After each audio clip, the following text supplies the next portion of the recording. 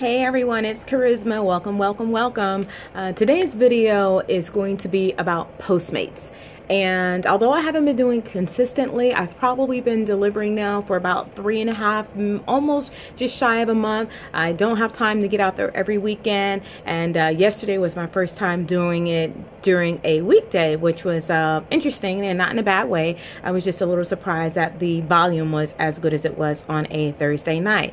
But the reason why I wanted to make the video was to help my friends who are thinking about becoming Postmates drivers and anyone else out there who wants to know. So I've had 2 or 3 friends who've reached out to me saying, hey, Charisma, we've seen your video.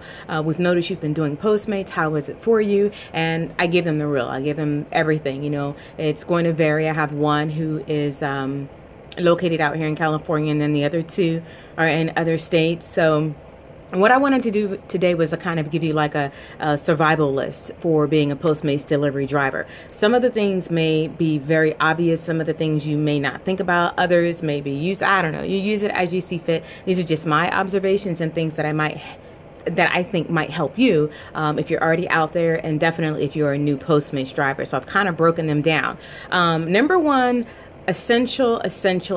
Number 1, you kind of have to like people. All right, this is a face-to-face job, so you have to like people, and you kind of have to get into it and be enthusiastic and just be happy about making the deliveries. You know, number 1, Postmates is easy. It's an easy way of making money on the side because you're bringing something to people that they love. Food. We love food. I'm greedy as hell. I love food. You know, so if you add an extra smile to it, or just give them that real quality service more than anything, customer service, then I think it just builds a reputation brand for the company, and obviously will make a bigger difference in your pockets in terms of tips and ratings and things of that nature. So first and foremost, you have to enjoy it, you have to want to do it, and you have to demonstrate some levels of customer service. Okay, so that's just first and foremost.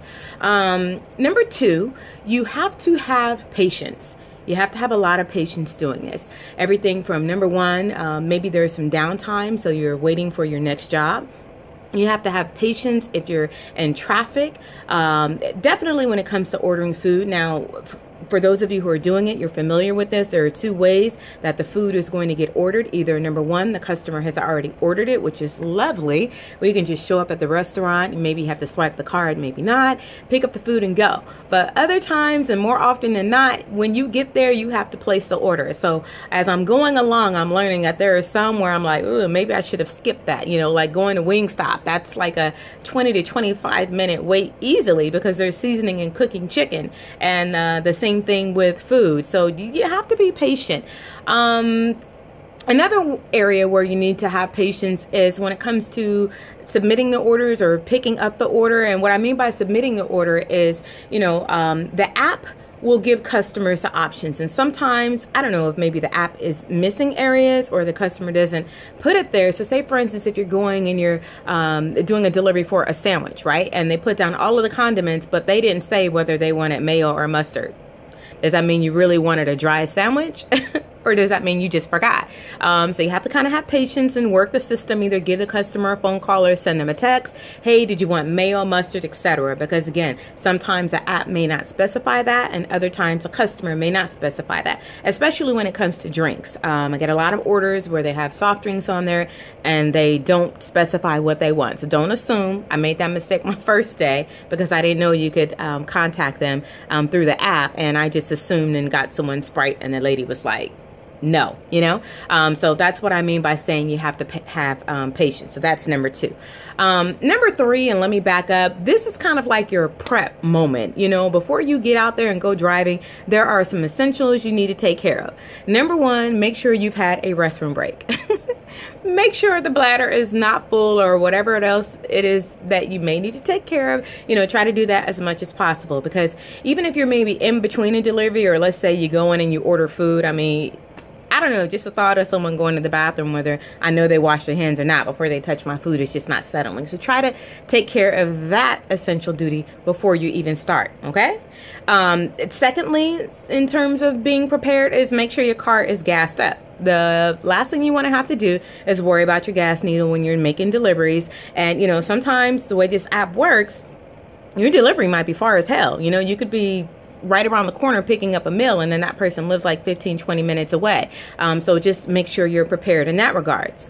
Thirdly, in terms of advanced preparation before you start, is bring yourself some snacks. For me, it's really difficult because I've been on the Jenny Craig program, and oh my gosh, it always works this way. You know, I could say I'm good, I'm okay, but after about the third delivery, my stomach is like, girl, you know, French fries, just all of this delicious, delectable food. So it's helpful for you to bring yourself a little snack so you can munch in between your deliveries, because I mean, just human nature, you smell food, you want food, and it can get a little rough. So, you know, you don't want to have to dip into your own earnings and make a stop for food, right? So make sure you bring snacks from home, water and things like that. What else? Your phone. Make sure your phone is charged, or you have a decent amount of charge. I think it was the week before last, I was playing around all throughout the day using my phone left and right. And then when I got out there to drive, I was at like 30%. So you have the Fleet app going, and for me, I have music streaming, and then I have text messages in between. So I had to keep my phone charged up the entire time, and I was worried about my phone dying. You don't want to do that when you're in the middle of a delivery. So again, part of the essentials, make sure you have that taken care of. What else? I think I mentioned this in the first video that I did about Postmates, especially if you're in the downtown areas, parking is a struggle. So make sure you have loose change on hand, so that way you can take care of the parking meters.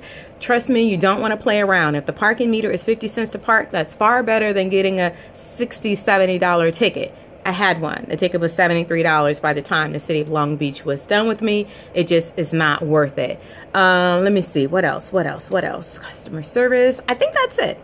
I think I've covered everything. Those are the essentials. So again, if this is your first time doing Postmates and you happen to have struggled across, or not struggle, but stumbled across my video, I hope this helps you. If you're thinking about becoming a Postmates driver, I hope these tips have helped you. And if you're already doing it, and you know, it just always helps to get different perspectives of the experience. You know, there are thousands of us out here doing this, and I'm sure each person has had their own experience. And these are pretty much the things that I've thought of. You know, some of them are just common sense, others have just happened along the way. So for what it's worth, I hope that is helpful.